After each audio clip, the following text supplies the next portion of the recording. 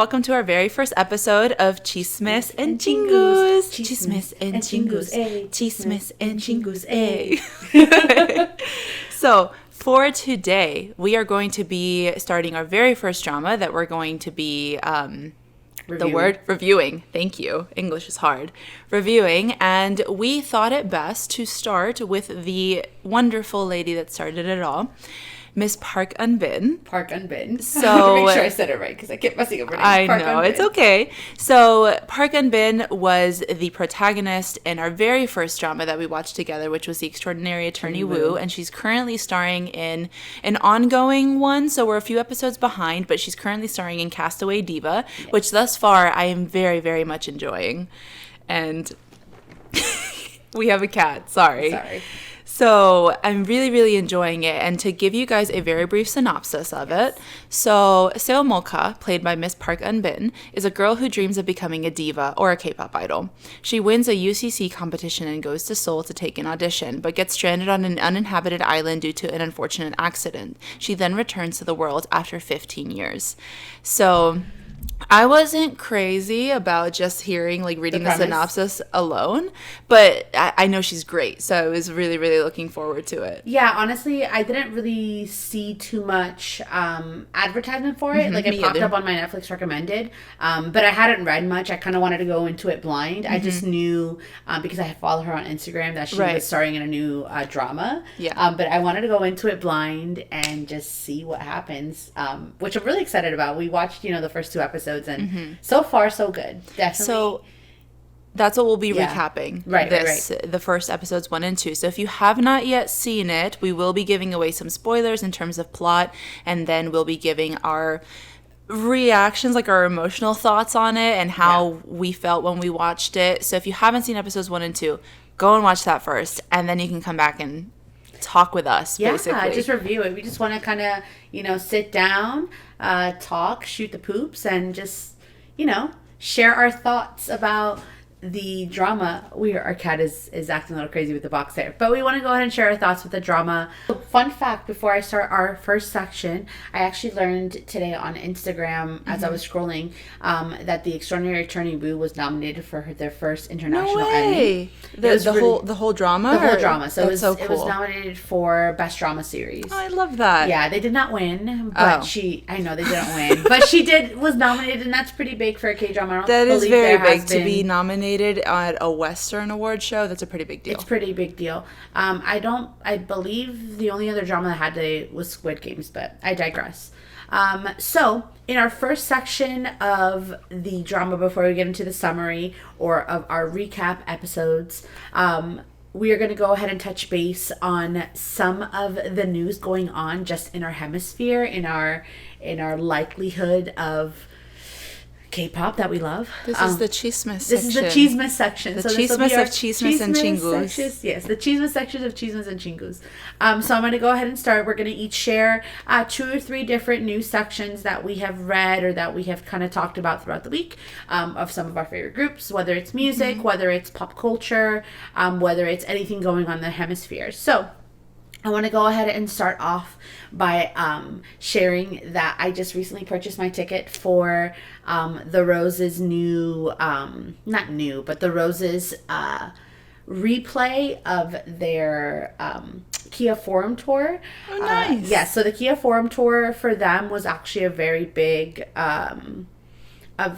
conquest. A lot of people didn't want them to book the Kia Forum because they didn't know if they were able to fill the forum. Right. They actually sold out, and they had to extend and open more seating. That's so I believe good. the venue can open. They originally had opened the forum for about 8,000 people or 7,000 people, but they had to extend it to the 15,000, which is pretty amazing. For such a long time, they were not told that they were able to do these things, or they had a lot of hardships to get to the lot of Kia obstacles, Forum. right? So this is really big for them. It's a I'm big really milestone. excited. And the minute that they announced it on Instagram, I purchased my tickets so quickly. So I'm definitely going to be doing that in a few weeks, having a little watch party at home. I'll do my best to make my way to the couch. I know, from upstairs, right? So that's also going on. Also, SF9 came out with their new photo book. It's on pre-order. I also ordered it immediately the second that it came out. I'm so excited about it. It has been a year since their last comeback. I know that they released a photo book maybe like 4 or 5 months ago. Yeah. Puzzle was the last comeback? Puzzle was the last comeback. Ooh. Puzzle was in January. We'll go ahead and put the track here. But Puzzle was in January. And it was like the beginning of January that it first came out. So the fact that it's like finally coming out with something as a group is pretty awesome. They did have an Extinctive photo book that came out a few months ago, but it didn't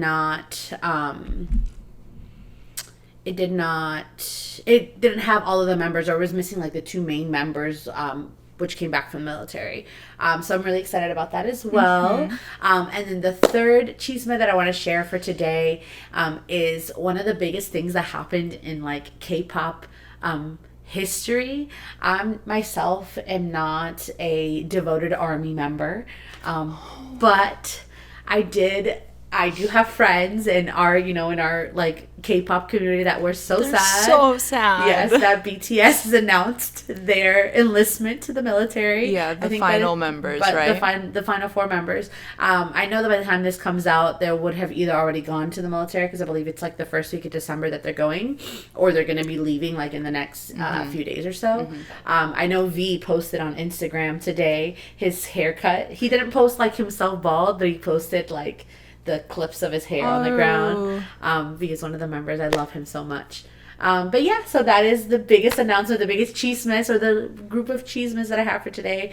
I'm really, really sad for the armies out there. I've been practicing my military wife duty since I got into K-pop, because 2 of the members were already in the military. But I know that it's a hard trek for a lot of people to go through and see their members, and I just happen to be lucky with all the updates we got from SF9 while they were in the military. So to all the armies out there, I wish you good luck. But yeah, that was all my chismes for today, and I'll let you share whatever chismes you got. That was so good. Like, yeah. I'm not a big ARMY like that either. Right. I appreciate them, and I have love for them as well. But it is really sad to see them go. Yeah. And it's temporary, so yes. It's gonna be okay. 2025. Hang in there. Oh boy, it's a long time. It is a long time. Okay, Yeah. So for my small section of the chismes, I think the biggest thing that I really wanted to talk about is that I do believe that I've mentioned before that I am a big, big fan of Stray Kids.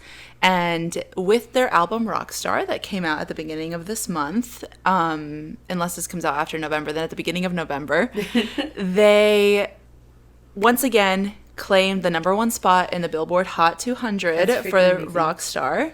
And for the very first time, they broke into the Hot 100 for their title track, La La La La La La times 4, whatever you're supposed to call that song. Yes. And it's so, so exciting. I'm so happy for them. Has any other K-pop band made it in there? BTS. Top 100 BTS? BTS has, yeah. But that's so it. 'Cause I don't it's think very. Blackpink has made it in there, or has they? I don't know. Please fact check us if they have. But either way, it's a really, really big deal. I am so, so happy for them. Yeah. They were like talking about it on their bubble when they got the news. And that also kind of goes into they recently won their very first win on Music Core, which That's is awesome. very tough to win if you know about music shows. So I'm very proud of them, very excited to see them continue to grow. And it seems like they really, really enjoyed this comeback. And that makes me very happy as a fan. To kind of, this is actually going to be a little on the sadder side. So unfortunately, for anyone who is a Mitzi and ITZY fan, we recently got news that one of the members, Leah, is taking a hiatus due to some mental health issues, trying to take care of herself. Well, and good for her. I'm really, really proud. And I'm Yeah. happy for her that she's taking the time that she needs, that the company's giving her the time that she needs. I'm sure that the members are being super supportive. Absolutely. And I hope that she, recovers well and is able to come back strong and like ready to go with the rest of them. Yeah, I know it's like I know in the past maybe 4 to 5 years, I've seen a lot of Asian countries have really been a little bit more open to mental health and stuff, just because there's just been a lot of awareness being brought up and all that great stuff. So I'm really happy that she at least had the courage to do so, because unfortunately there's some idols that don't have the courage to go find help or just say this is too much or know when to stop. No, I completely agree. I think that all of the feedback that I've seen from like fans and just people on social media has been very positive. Yeah. So that makes me very happy, because Itzy's been through a lot, especially like with the roller coaster that their discography has taken them on. So I'm very, very happy for her that she's taking the time that she needs, and I hope that she gets better soon. Yes. And to bring the spirits up, my very last thing for today, I am very, very excited that the maknae of 17, Mr. Lee Chen, Dino, for as a stage name, is going to be releasing he's going to have his very first solo debut. Yay! Which is so, so exciting. He is releasing a song called Wait, as part of their 13 tape series, which is something that I don't exactly know what classifies like releases for that versus something else. I don't know how they differentiate that yet, but it's really, really exciting. He had his very first music show, like solo music show, that he did the pre-recording for the other day, and he was on Weverse talking about how excited and nervous he was. The members sent like coffee trucks for him, and they came to support him. It was so sweet. The concepts for it look so insane. Like, he looks so good, and I'm very, very eager because he's such a wonderful performer. Yeah. So I'm very much looking forward to that. By the time this comes out, it'll already be out. So November 27th, Yay! Check your calendars. And mentioning Dino as my last note was very purposeful, because I didn't know until we started watching it that Dino actually did an OST for Cast Away Diva.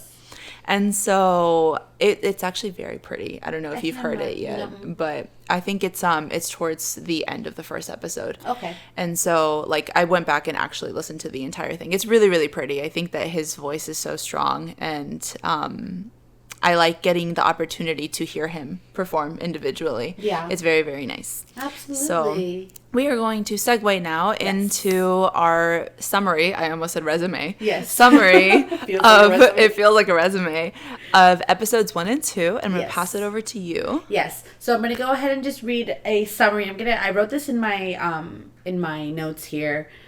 So please bear with me. But we're going to go ahead and read the summary. Then we're going to share our thoughts about episode 1. Then we're going to go ahead and read a summary for episode 2 and share our thoughts about episode 2. So this would be the section of the podcast. If you have not seen episodes 1 and 2 of Cast Away Diva, please go. It's on Netflix. I highly suggest that you listen to it subtitled. Do not listen to it dubbed. I will judge you. Unless you have to, but definitely at least go watch it first, and then come watch it with us. Come share to see if you had the same opinions, the same thoughts, the same feelings as we did, because I felt a lot of feelings during these two episodes. I felt so many feelings. First and foremost, before I get started, I felt the beginning of this drama gave me very much Crash Landing Onto You vibes in the beginning of this drama. Because of the opening? Yes, because of the opening, the whole her being cast away, like flown away off to an island somewhere. Oh, I get it. Kind of gave me that vibe. So I really enjoyed seeing the beginning. But I'm going to share my thoughts after I read the summary. So the summary of episode 1, we start off with a teenage girl frantically running to the hallways of her school, trying to find a compatible cell phone battery to get a chance to sing karaoke with her favorite idol, Ranju. So we're introduced to Mokha, which is a girl running around the school, and she's trying to win a contest with Ranju, which is the idol that she's obsessed with. She makes her way to her class, and she does find someone. He immediately starts charging her money to use the battery. So in her defeat, obviously she's in high school, doesn't have any money. She starts to frantically cry on the floor. She's crying. She's really sad about it. And she really just wants the battery to have her phone call. She feels mad at herself for forgetting to charge her battery on such an important day. So this makes the boy feel bad, and he does let her use his cell phone battery. So overjoyed, she takes the call. She starts speaking to her idol. So literally, she grabs the battery, she puts it into her phone, and like 4 seconds later, she gets a call from the idol. And she goes ahead and starts frantically crying on the phone, like, "Oh my God, Ranju, I love you. I love you so much. This is so great. I'm so happy to hear from you." And she immediately, towards like mid a conversation, she says, "I can die happy now. I've spoken to my favorite idol." The boy finds out or realizes it's actually not an emergency, snatches the phone away from her, and then hangs up the phone. So this is how we're introduced to the two main characters, which would be Kiho and then Mokha. At first, they kind of have this bickering relationship with each other, like dislike each other. Yeah. They don't understand one another. Exactly. They really don't understand one another, and they don't think they have much in common, but they do end up having a lot more in common than we all thought. The story follows Kiho. We find out that he's working at a fishing yard, and he's secretly trying to get money to escape his abusive father. Mokha quickly bounces back and plots her next attempt to perform in front of Ranju. So we were introduced to Kiho that he was trying to run away from his abusive father, and it switches back to Mokha, where she quickly bounces back and plots her next attempt to get to perform in front of Ranju.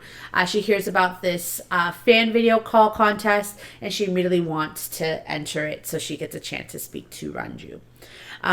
She then finds herself needing Kihu, which is the guy from the battery earlier, to help her with the entry, just because he is the one with the camera in the school and she needs to pay him to use his camera. So he accepts the offer, and then when submission day comes, he realizes that, she's not there, that they've worked on this show, on this camera for some time, and then suddenly she's not there to turn it in. So he finds it weird. So he goes off looking for her after school, and she sees the scene where, her dad had already hit her. This is kind of where we find out that she's also being abused by her dad. Coincidental. He's being abused. She's also being abused. So this is where we find out that she is being abused. You see the cops around the restaurant. You see her with bruises all over her hand, and you see the cops having a conversation. So he can pick up on the conversation the cops are having with her dad about, what's going on, how she's called and filed for abuse, that her dad was hitting her. And unfortunately, the officer that is there to help the little girl, or Mokha, is the dad of Kiho. So he's also an abusive father. So he definitely sides with the dad and calls her screaming out, or calls her calling the police, 8th grade syndrome, which I found very, very sad. So after being, disheartened by, the competition and all that great stuff,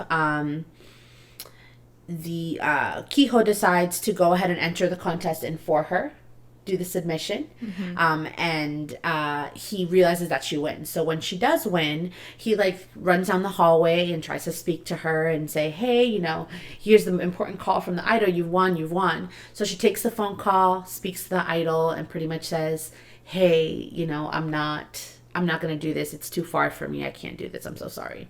So gives the phone back. Kiho is very, very weirded out. He doesn't understand why she doesn't want to enter in this contest, that this is what she's always wanted and this is her escape. So after, a couple of hours, they go out, and in the rain, he pretty much walks up to her and says, "Hey, I completely understand what you're going through more than you believe. I want to go ahead and help you escape to Seoul. So if you are ever in a bad situation with your dad again, just come meet me at my window. It's the blue window. We're going to go ahead and escape to Seoul. I have a plan. We're going to go ahead and escape." Since Kiho had been working at the fishing yard in attempts to save up money to escape, he had a little stash, and he had his escape kit.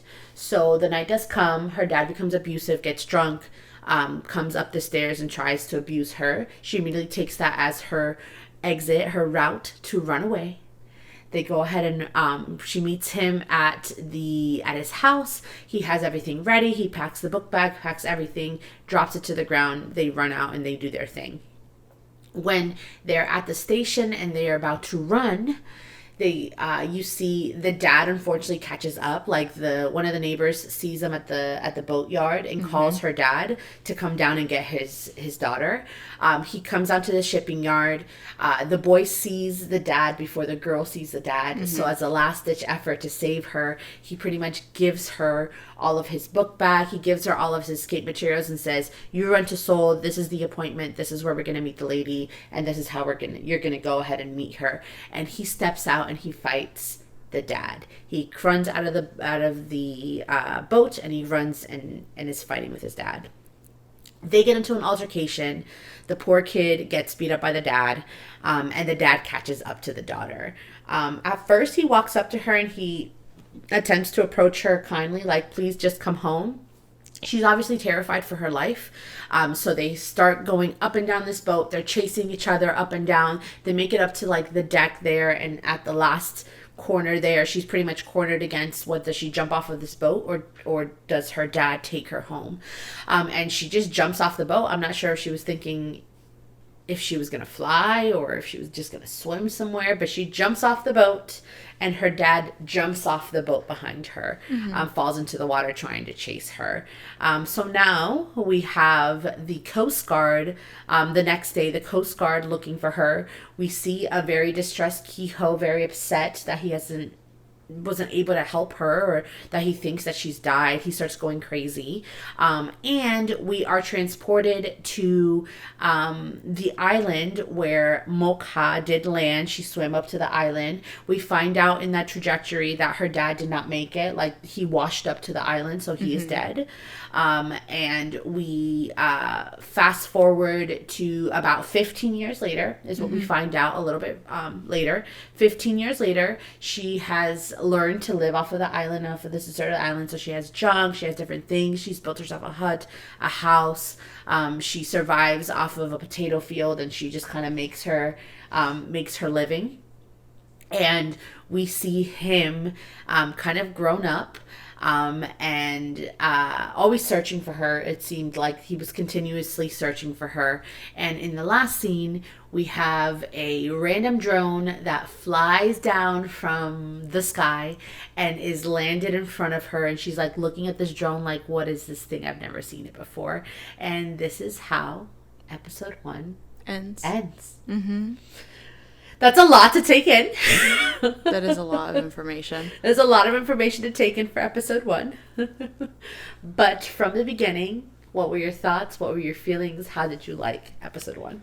I really enjoyed it. I felt a little bit like of everything.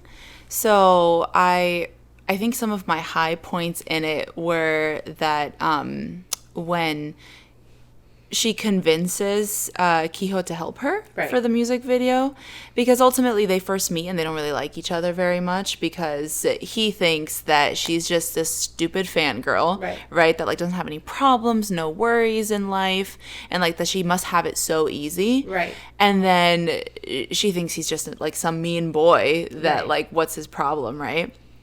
But then I think in that moment when he like listens to her sing and sees her perform for the first time, it really humanizes her to him.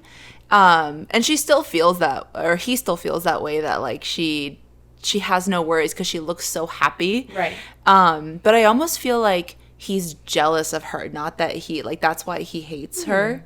I almost felt that it was a thing. Like, he didn't say that he was jealous, but like for him, because he doesn't know yet what she's going through. Right. So to him, no worries, your life must be so easy. Like, he's like, I want that for myself. Right.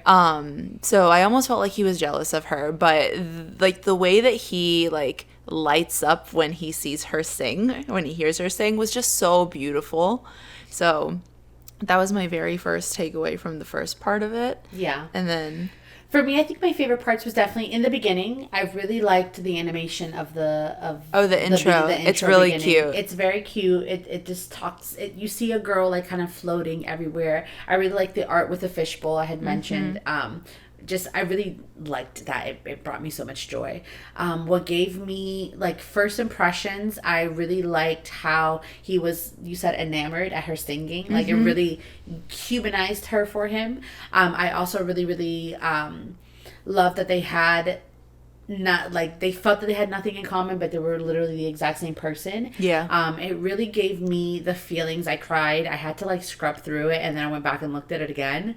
When she was beating, they were beating her, and they were beating him. The when you find out that his father is abusive, like because he's working in the fish yard in the beginning, right?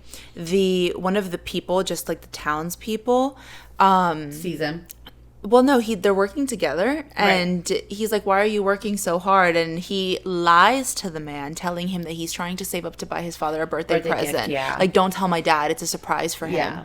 And then later, that very same man tells his father anyway because they're having lunch together. And then dad comes home and just beats like the shit out of him. It was very hard to watch. So the thing hard, for me was that it just came so out of left field. Like I did not anticipate it because it cut from him eating lunch to then it being nighttime in their house, and he's like shoving this poor child up against the wall.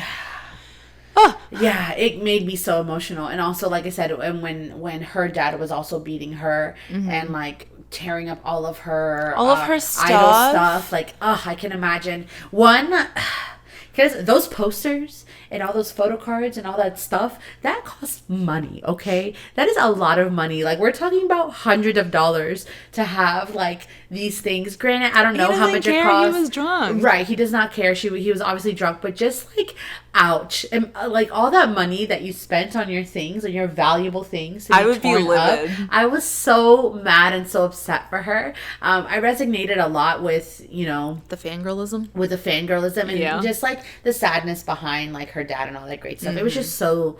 It was so realistic and so sad, and you can really tell that her singing came from a place. Like, her singing came from somewhere. It came from a place of pain. So I really enjoyed that about the drama as well. I loved Park Eunbin. The girl that they chose to play her, like, as her younger self. I haven't seen her specifically in anything else. Right.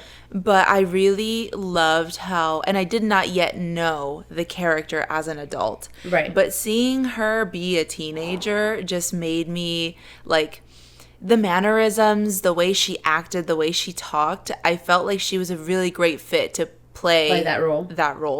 Yeah. And the actor who plays young Kiho did so well. Yes. Like, he was so convincing, and he's just like the cutest little kid that I've ever seen. Cute. He is so cute.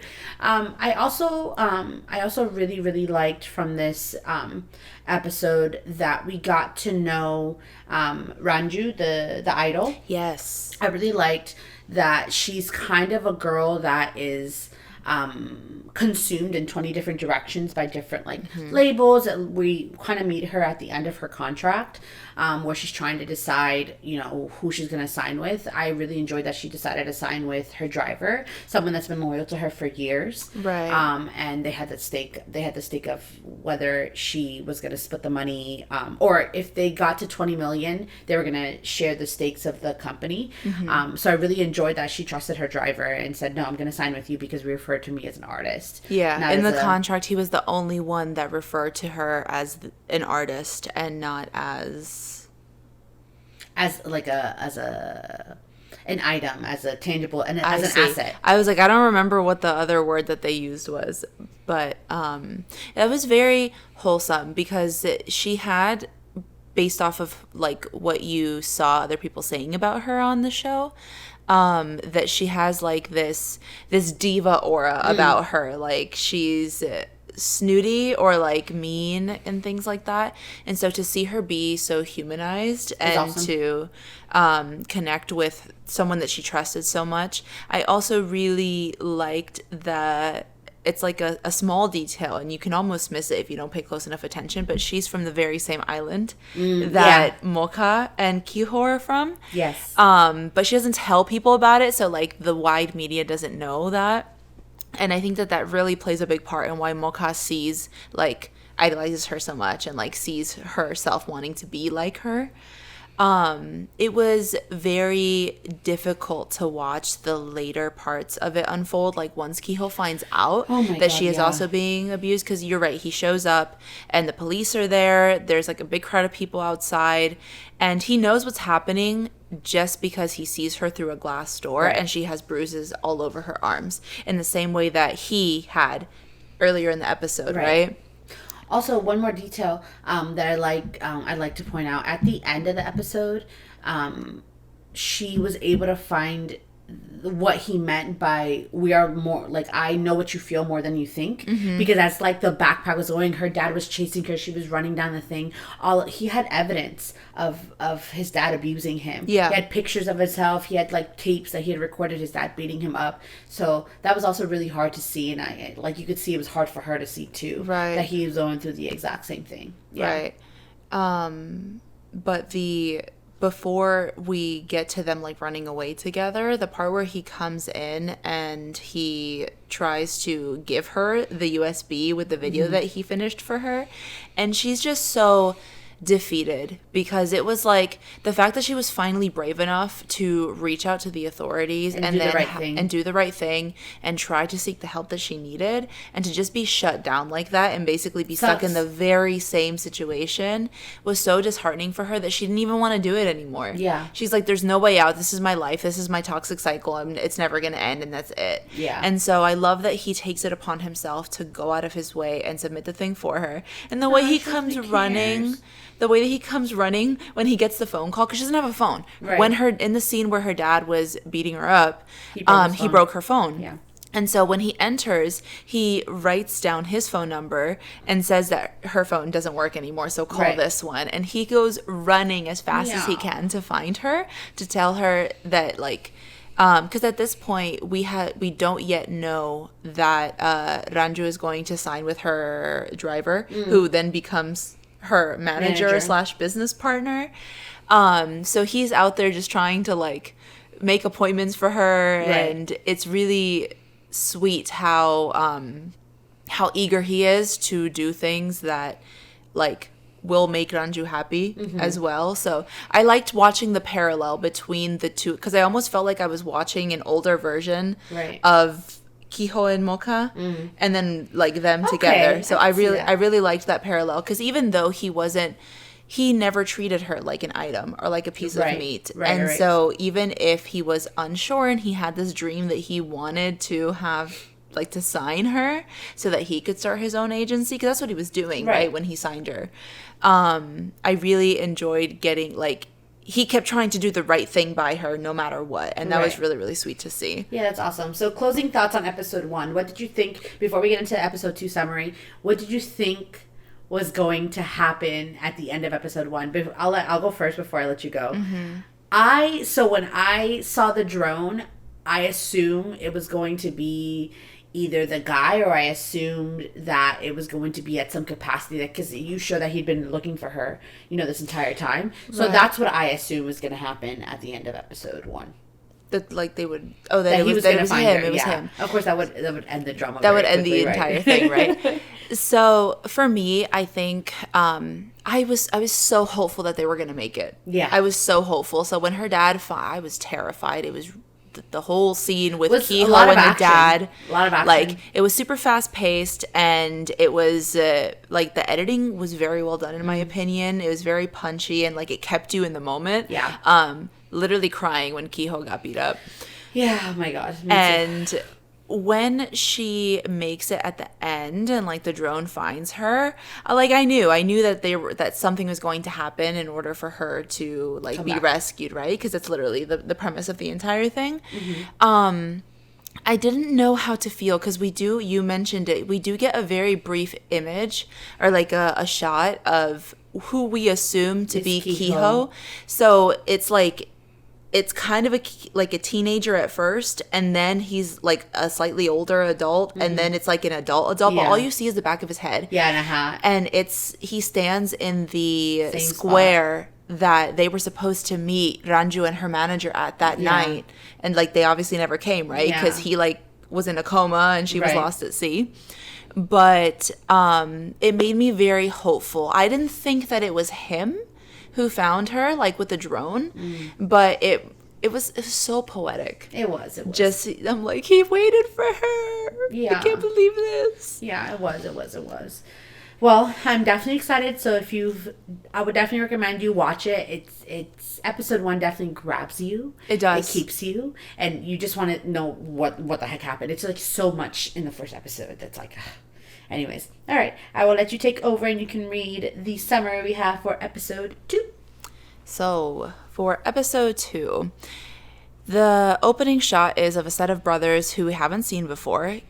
I couldn't figure out how to pronounce his name, but Kan Bogol, I think, and Wuhak bicker amongst themselves during breakfast. This is exactly how Wuhak ends up volunteering for beach cleanup, even though he totally hates it.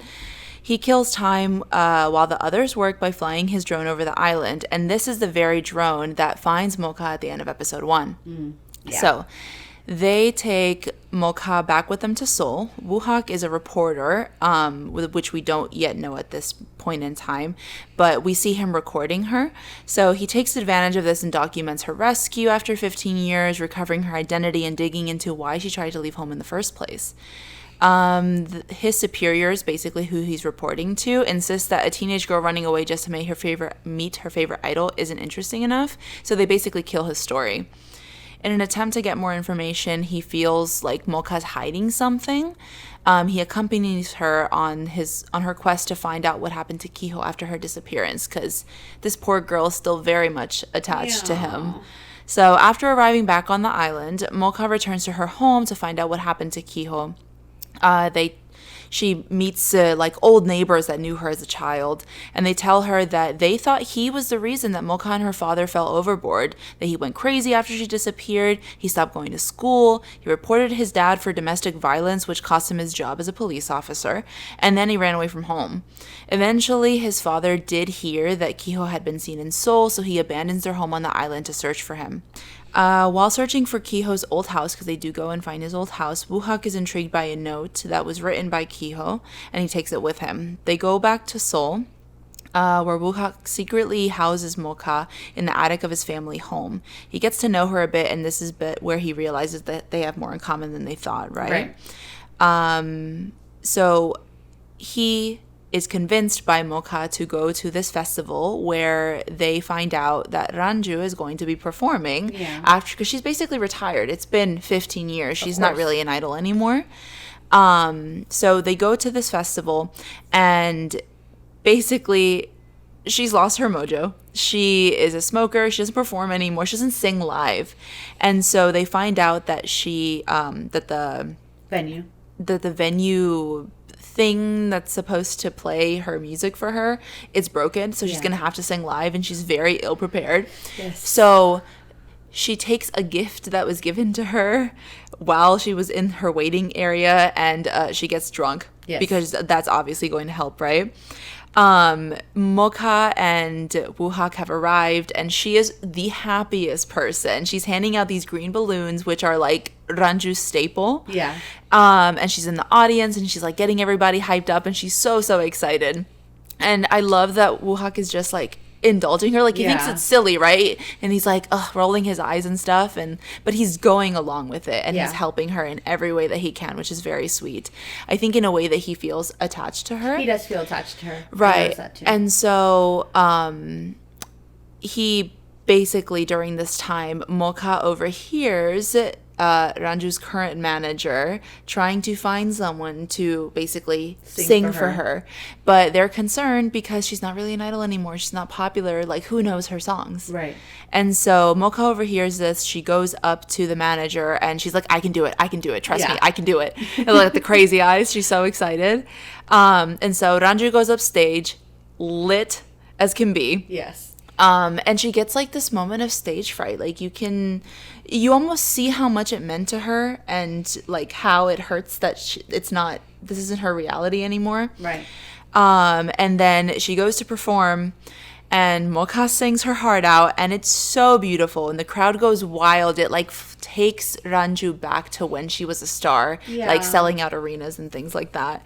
And then Mocha starts crying, and Ranju comes backstage to thank her for what she's done, and it's like the most iconic fangirl moment that someone can hope for. Yeah. And she hugs her, and she's just like sobbing her eyes out. It's so sweet. I really, really loved episode 2. It was interesting to see, I think, the connections, like watching Woo-ha connect with Mocha, because he at first he just thinks he's like this ridiculous girl, right? Like, what do you mean you just left to meet your favorite idol and then you fell into the ocean and got lost for 15 years? Yeah, you know, the opening scene really confused me, because at first I thought it was Kiho, and I know you had the same thing. I was like, wait, I was like, is this Kiho? Wait, when does he have a brother? Like, what? Exactly. I was like, confused. he doesn't have a brother. His mom ran away, yeah. right? Like abandoned him and her father and her husband. Yeah. So I was super confused. I was like, who are these men? Yeah. Why are we here?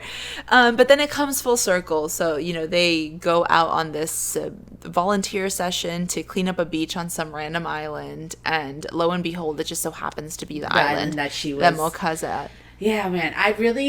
Okay, so now that we are here, some of the highlights I really liked. I really liked it. Wonju, is that his name? Wonak. Woohak? Woohak. Mm-hmm. Sorry. The names are going to take me a little bit of time to memorize and know. But Woohak, I really liked, although he was kind of a grumpy character at first, you could really tell that he's a grumpy character that's going to have some kind of arc in the drama, just because of his empathy, like his switch empathy that he has towards her. I don't know how to feel about whether he's Kiho or not, because he mentions in that conversation with his brother that he doesn't memorize anything after the accident. It gets to a point. So when he finds that note that Kiho wrote as a teenager, right? That he finds in the house, and he takes it back with him. The conversation, essentially, he starts questioning Bogol about how, like, you knew me before the accident, which is how we find out that he doesn't remember anything before high school. Yeah. So he himself is like questioning, am I Kiho? Yeah. Why don't I know anything? Tell me, you know things. And the brother is so like adamant about, you are not Kiho, you have always been Kang Woo-hak, you will always be Kang Woo-hak, like, just get over it, let it go. You're trying to be dramatic about this and like tell a story that isn't there, right? So let it go. But he's hiding something. I don't think that he's Kiho. Low key, I'm kind of suspicious. Like, what if the other brother is Kiho? Right? No, but see, that doesn't make sense. If the other brother's Kiho, he would want to save the girl. You know what I'm saying? Yeah, I know, but I just thought, what if? I don't know. I do think that it doesn't they seem know possible. something. Yes, I'm not sure if that's him, but I do think that the brother's hiding something. Like, absolutely, so, like the brother specifically is hiding something, and it the does brother and his parents. Yes, and it does correlate to Kiho. But I don't believe he's Kiho. Supposedly, Mocha, so when they get close after he like hides her in their attic, right? Right. When they get close and they have that conversation, she specifically says that a lot of the things that he does reminds her of Kiho. Right, and that's what sparks. It makes him even more suspicious. Yeah, I don't know, man. I want to know where's Kiho, man? I want to know what happened to him. What happened to Kiho? I have a feeling we're gonna find out. It's going to take a little bit of time to find out what happens. I mean, ideally in episode 3 and 4 we find out, but then it would be it would be too quick. I feel, what else is going to happen? I don't know. I wonder if she's going to become like an idol. Like, I think she does. What is her end goal? Like, does she become the idol, and does Ranju help her along the way? I think that might be their I think that's the direction that's taking too. I am curious, speaking of Ranju, what happened to her manager?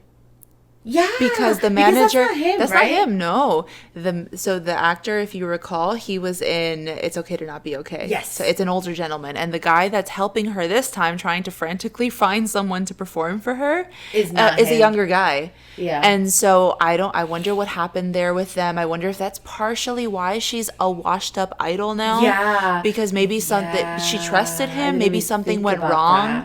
And I thought about it while I was watching it. I'm like, something happened between them that affected her, because you could tell in episode 1 that she had become kind of jaded. Like, she was tired of being an idol. And like, when she trusted her driver to, like, for them to do this together going forward, she felt she was opening back up again. And I think that she felt very touched when she saw Mocha's video in episode 1. It like reminded her of why she started. And I didn't even think about she was not happy in episode 2 until she meets Mocha again. I didn't even think about the driver. I don't know why I thought it was a driver, but no, thinking about it, no. It's it a was different definitely guy. someone much younger. So I'm curious to see what happens. But yeah, it was also very cute. So when he is, when I just said he, there's many he's in this show. When Woohak talks about his brother, right? Like later in the episode, because he has the very same moment. It parallels episode 1. He has the very same moment where he like lights up and is so enamored by Mocha when he hears. Yes. I got stuck when he hears her sing for the very first time, because we don't know if this is Kiho. It might be the second time he hears her sing. Right. And so he totally like has this moment where it flashes back and you get to see like, he's like, I think I am Kiho, so I'm gonna start acting like Kiho. And he like stops. He was supposed to do things, but he cancels everything to go out of his way to help her, and he takes her to the festival and helps her perform. He obviously didn't think that was gonna happen. He's like, I'm just passing out balloons. And the next thing I know, she's on stage singing. I do think if he's not Kiho, I do think that she's going to help him open up, like develop his own character arc. And we're going to find out what happened to him too. Because obviously an accident happened to him that caused him to forget things before high school. Because there has to be more of an explanation, because he seems very, in the same way he's become attached to Mocha very quickly, he's a very attached person. He's very attached to his brother, because when they start fighting in the very beginning of the episode is because he doesn't want to be without him. He's like, what do you mean you want to move out? What do you mean we can't share rooms anymore? So I do like their relationship a lot too. I like their relationship a lot. I want to get to know more about the brother and like how they're connected to, if they are actually brothers, because if he is Kiho, how did they find him? It's just a lot to know. It's a lot of questions. It's a lot. It was very good. It was very really enjoyable. It was very intriguing. I think this is a good place to stop. Let us know your predictions in the comments below. If you've made it this far, I love you. Thank you for watching. Let us know what you think. Let us know. Please watch this with us. I think it is a great way. Like, I would love to maybe, start like a separate chat. Maybe we can start like a Discord or just something. A community where we can sit and talk about the drama predictions. I know that this is a current drama that's it's still coming airing out now. So if you're ahead, great. Don't spoil it. Don't spoil it for us. But don't spoil it for anyone else either. Yes. We want to make this a nice community where we can sit and just talk about dramas. We freaking love dramas, and I'm really excited that we're starting with the queen herself, since she's the one that indoctrinated us into the love of dramas. I think this is a great place to end, and we will definitely be coming back with episodes 3 and 4. Let us know if you what you think. Give us some suggestions of different dramas that we could watch, and some suggestions of the format. Tell us if you like it, if you'd like us to add some more sections, if you'd like to subtract. Just give some feedback on how you feel about this. How do you like this format? How do you like me now that I've indoctrinated the YouTube space of Izzy Robotics? So yes, let us know how you guys feel about the flow of the episode, because this is very new for us. So we've done a podcast together before, but it was very different from this. So it's our first time like recapping and reviewing media, and I think ideally we'd like to do 2 episodes every episode. But if you feel that you would prefer us dive deeper into one episode, let us know per Chismes Chingus round, then we can definitely do that. Our goal here is to be able to just grow and share and find more people that, like the same stuff that we do. Absolutely. Because it's, we are lucky to have been able to make friends and like share this with people in our circle, but I know that not everybody has that. And I've been very lucky through the reaction videos to be able to meet a so many community. new friends. It's been really, really great. So we hope that you guys are taking care of yourselves. We will catch you in next week's episode. So please stay tuned, and we'll see you in the next one. Bye.